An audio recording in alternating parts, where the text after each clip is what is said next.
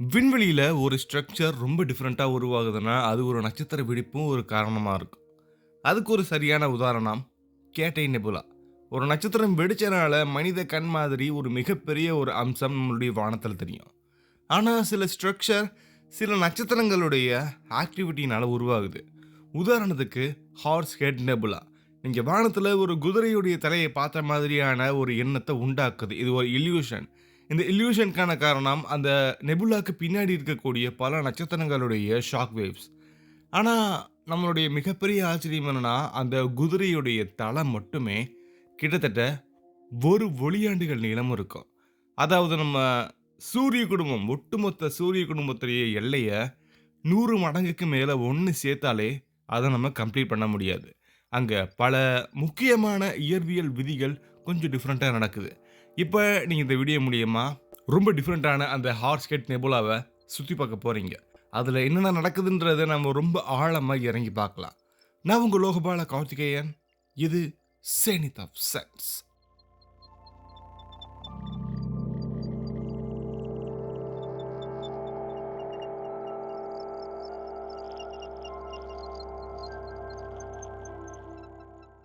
ஹார்ஸ்கெட் nebula நம்ம சூரிய குடும்பத்துல இருந்து ரொம்ப தூரத்துல இருக்கு. பட் அது நம்மளுடைய மில்கி வே கேலக்ஸில தான் இருக்கு. மில்கி வே கேலக்ஸில ஓரியன் அப்படின்ற ஒரு நட்சத்திர குழுமத்துல ஒரு பகுதி. ஓரியன் மாலிகுலர் கிளவுட் காம்ப்ளெக்ஸ் அப்படின்ற ஒரு மிகப்பெரிய வாயு மேகத்துடைய ஒரு சின்ன அங்கம்னு வச்சுக்கோங்க. நம்ம பூமியிலிருந்து இது சுமார் 1300 ஒளியாண்டுகள் தூரத்துல இருக்கு.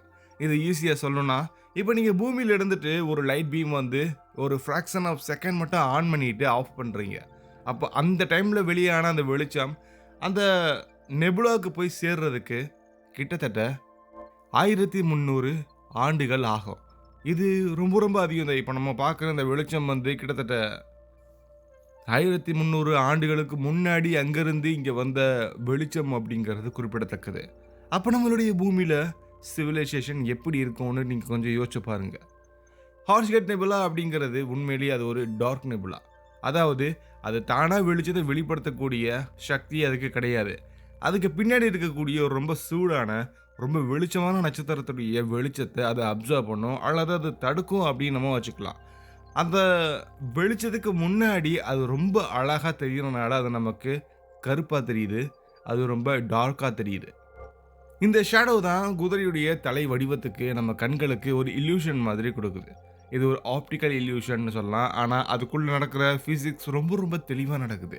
அந்த நெபுலா முழுவதும் ஹைட்ரஜன் கேஸ்னாலேயோ, ஹீலியம் கேஸ்னாலேயோ அடைக்கப்பட்டிருக்கு. அங்க கார்பன் பேஸ்டு மாலிக்யூல்ஸ், இன்டர்ஸ்டெல்லர் டஸ்ட்ன்னு பல ரொம்ப ரொம்ப மிக நுண்ணிய துகள்கள் அதிகமா இருக்கிறது நமக்கு தெரிய வந்திருக்கு. இது ஒரு புகையுடைய தூசியை விட ரொம்ப ரொம்ப சின்னதா இருக்கும் அப்படிங்கிறது அர்த்தம். ஆனாலும் அது வெளிச்சத்த அப்சர்வ் பண்ற திறன் ரொம்ப அதிகமா இருக்கும். அதனால பின்னாடி இருக்கக்கூடிய பல நட்சத்திரத்துடைய வெளிச்சங்கள இது ரொம்ப அழகா முழுவதுமா தடுத்துருது. இது இன்ஃப்ராரெட் லைட்ல மட்டும் தான் ரொம்ப தெளிவா தெரியும். அதனால தான் மனித கண்ணுக்கு இது பிளாக் கலர்ல தெரியும். பட் இருந்தாலுமே நம்ம இன்ஃப்ராரெட் டெலஸ்கோப் வச்சு பார்க்கும்போது உள்ள என்ன நடக்குதுன்றத நம்மளால பார்க்க முடியும். ஹார்ஸ்கெட் நெபுலாவுடைய அளவு ரொம்ப ரொம்ப பெருசு. இதோடைய தலைப்பகுதி மட்டுமே, அதாவது நம்ம பார்க்குற அந்த குதிரையுடைய தலைப்பகுதி மட்டுமே சுமார் 1 ஒளியாண்டுகள் நீளம். இது நம்ம சூரிய குடும்பத்தை விட, சூரிய மண்டலத்தை விட ரொம்ப ரொம்ப பெருசு. கிட்டத்தட்ட ஆயிரக்கணக்கான மடங்கு அதிகமா அத நம்ம நிரப்பி வச்சாலும் அதோடைய அளவு கம்ப்ளீட் ஆகாது.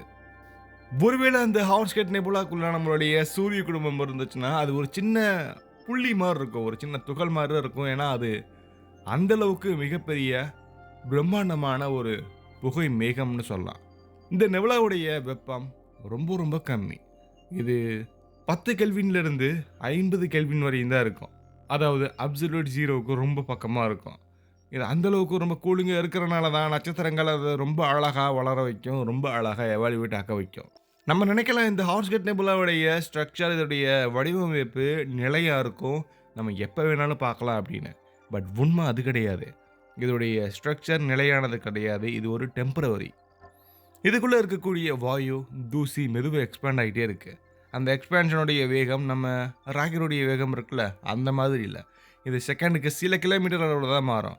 ஆனாலும் இது கொஞ்சம் வேகமா மாறுறனால லட்சக்கணக்கான ஆண்டுகள்ல இந்த முழு வடிவத்தையும் மாத்திரும். இந்த நெபுலா இப்போ நம்ம பார்க்குற வடிவம் நிரந்தரமானது கிடையாது. இன்னும் சில லட்ச ஆண்டுகள்ல இதோடைய வடிவம் கம்ப்ளீட்டா மாறிடும். இந்த குதிரை தலை இந்த ஸ்ட்ரக்சர் வந்து நமக்கு தெரியாத மாதிரி போயிரும். அது டிசால்வ் ஆகும். அந்த டார்க்னஸ் சுத்தி இருக்கக்கூடிய நட்சத்திரங்களுடைய ரேடியேஷனால மெதுவா அழிக்கப்படுது.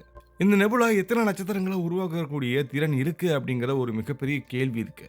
ஹார்ஸ்கட் நெபுலா தனியா இருக்கக்கூடிய ஒரு மேசிவ் ஸ்டார் ஃபார்மேஷன் ரீஜியன் கிடையாது. ஆனாலும் இதுக்கு எக்கச்சக்கமான லோ மாஸ் புரோட்டோஸ்டார்ஸ் அதனால உருவாக்கப்படுது. இன்ஃப்ராரெட் அப்சர்வேஷன் மூலியமா இதுக்குள்ள இருக்கக்கூடிய பல யங் ஸ்டார்ஸ் உடைய ஆப்ஜெக்ட்டை நம்ம பார்த்துருக்கோம். அது இன்னும் முழு நட்சத்திரங்களா மாறல. அது டஸ்ட் காக்கோன்குள்ள மறைஞ்சிருக்கு. அந்த காக்கோன் ஒரு மிகப்பெரிய வேலையை செய்து அது கொஞ்சம் கொஞ்சம் ஒரு நாள் விலகி போகலாம். அது தனியாக இருக்கக்கூடிய நட்சத்திரங்களா நமக்கு விடிய தெரியல. கண்டிப்பா இந்த அளவுக்கு ரொம்ப ஆச்சரியப்படுத்தக்கூடிய நெபுலா எப்படி உருவாயிருக்கும் அப்படிங்கிற ஒரு கேள்வி நமக்கு இருக்கும். பொதுவா ஒரு நட்சத்திரம் வெடிச்சதுனா அதோடைய எச்சங்கள் தான் இந்த மாதிரி நெபுலாவா இருக்கும். பட் இது ஒரே ஒரு வெடிப்புனால ஏற்பட்ட விளைவு கிடையாது. ஓரியன் மாலிகுலர் கிளவுட் காம்ப்ளெக்ஸ் முழுவதும் பல மில்லியன் ஆண்டுகளா நட்சத்திரங்கள் உருவாகி அது வெளியிட்ட ரேடியேஷன் அண்ட் ஸ்டெல்லர் வைன்ஸ்னால சுற்றி இருக்கக்கூடிய வாயு மேகங்கள் ஸ்கல்ப்ட் மாதிரி உருவாக்கப்பட்டிருக்கு. ஹார்ஸ்கட் நெபுலா அந்த ஸ்கல்ப்டோட ஒரு சின்ன விளைவு தான். அது பக்கத்தில் இருக்கக்கூடிய ரொம்ப சூடான மிகப்பெரிய நட்சத்திரங்கள் அல்ட்ரா வயலட் ரேடியேஷனை வெளிப்படுத்திகிட்டே இருக்கும். சுற்றி இருக்கக்கூடிய வாயுவை ரொம்ப மெதுவாக கொஞ்சம் அது மாற்றிக்கிட்டே இருக்கும். ஆனால் அதிக அடர்த்தியான பகுதி மட்டும்தான் அந்த ரேடியேஷனுக்கு அப்போஸ் பண்ணி ரொம்ப ஸ்ட்ராங்காக நிற்கும். அதுதான் இப்போ நம்ம பார்க்குற அந்த டார்க் நெபுலா. இந்த நெபுலாவுடைய ஏஜை நம்ம துல்லியமாக சொல்லவே முடியாது. ஆனால் இது இப்போ இருக்கக்கூடிய வடிவம் சில லட்சம் ஆண்டுகளுக்கு மேலே பழமையானதுன்றதை நம்ம கண்டிப்பாக சொல்லலாம். ஓரியன் மாலிகுலர் கிளவுடைய மொத்த வயசு சுமார் 10 மில்லியன் ஆண்டுகள். ஹார்ஸ்கட் நெபுலா அந்த மிகப்பெரிய அந்த கால அளவுக்குள்ள கொஞ்சம் தற்காலிகமாக இருக்கக்கூடிய ஒரு அமைப்பு. நம்ம பூமியில் இந்த நேரத்தில் என்ன நடந்திருக்கும் அப்படின்னு நம்ம நினச்சோம்னா மனிதர்கள் உருவாயிருக்கவே மாட்டாங்க. பூமியில் காம்ப்ளெக்ஸ் மல்டி செல்லுலார் லைஃப் உருவாக ஆரம்பித்த அந்த காலகட்டம் தான் இந்த நம்ம பார்க்குற ஹார்ஸ்கட் நெபுலாவுடைய ஆரம்ப கட்டமாக இருக்கலாம். அந்த நேரத்தில் இந்த நெபுலாவுக்குள்ளே நட்சத்திரங்கள் பறக்கிறதுக்கான மெதுவான ஆக்டிவிட்டி ஆரம்பமாக இருக்கும். இந்த நெபுலாவை மனிதர்கள் முதன்முறையாக பார்த்தது டெலஸ்கோப் இருந்த காலத்தில் தான்.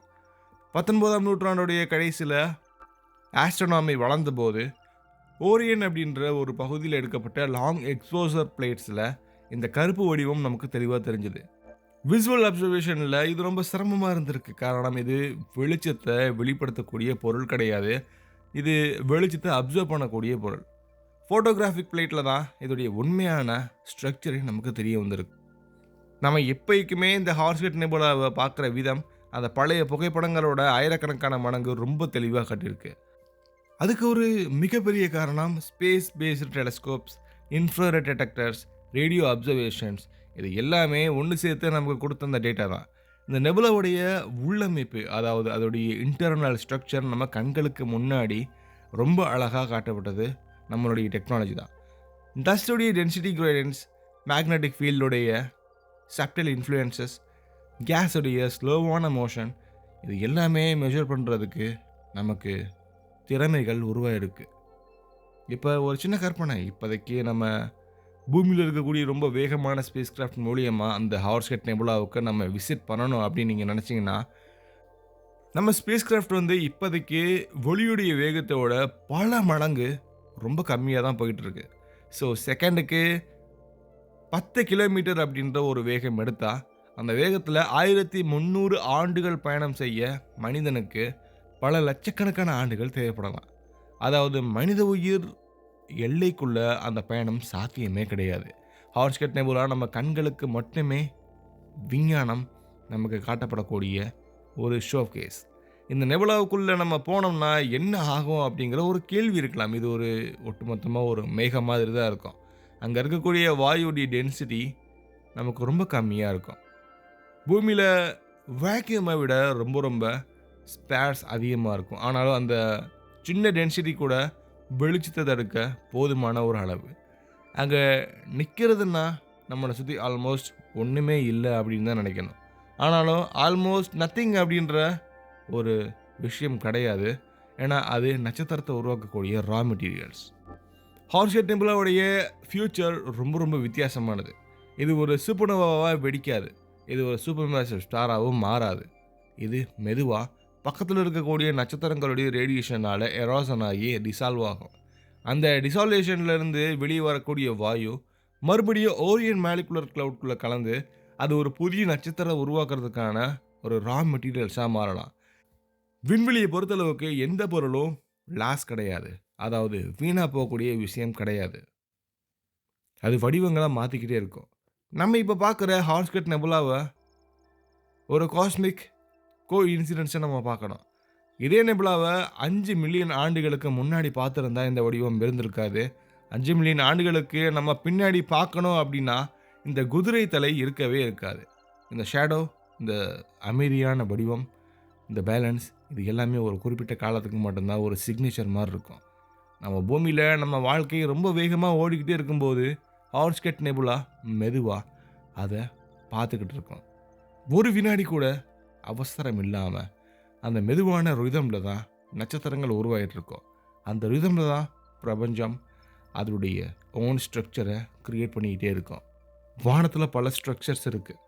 அது நமக்கு ஒரு இல்யூஷன் தான். பட் அது உருவாக்கக்கூடிய வேகம், அதோடைய ஃபிசிக்கல் ஆக்டிவிட்டீஸ் எல்லாமே நம்ம நினச்சி பார்க்குறத விட ரொம்ப டிஃப்ரெண்ட்டாக இருக்குது. மனிதர்களுக்கு மட்டும்தான் விண்வெளியை பற்றி அறிகிறதுக்கான அறிவு இயற்கையாகவே உருவாயிருக்கு. ஸோ அதை நம்ம யூஸ் பண்ணிக்கிறணும். அது வானத்தை நம்ம பார்க்கும்போது நமக்கே புரியும் சில விஷயங்கள் எதுக்கு நடக்குது, ஏன் நடக்குது அப்படின்னு. அதை நம்ம அந்த கேள்வி இன்னும் அதிகமாக்கி அதுக்கான பதிலை தேட ஆரம்பிச்சோம்னாலே போதும். வானத்தில் என்ன நடக்குதுன்றத நம்மளே தெரிஞ்சுக்கலாம். ஃப்யூச்சரில் கண்டிப்பாக நீங்கள் வானத்தில் பார்க்குற சின்ன சின்ன ஒளிகள், வெளிச்சங்கள் என்னோடய சேனலில் வர்றதுக்கு அதிகமான சாத்தியக்கூறுகள் இருக்குது. ஆனால் அதுக்கு உங்களுடைய சப்போர்ட் எனக்கு ரொம்ப முக்கியம். வீடியோவை இது வரைக்கும் பார்த்துருந்தீங்கன்னா மறக்காமல் லைக் பண்ணிவிட்டு சப்ஸ்கிரைப் பண்ணிவிட்டு பெல் ஐக்கானை கிளிக் பண்ணுங்கள். அடுத்து ஒரு ரொம்ப லென்த்தான ஒரு விண்வெளி சார்ந்த பயணங்களில் கண்டிப்பாக நம்ம சேர்ந்து பயணிக்கலாம். பாய்.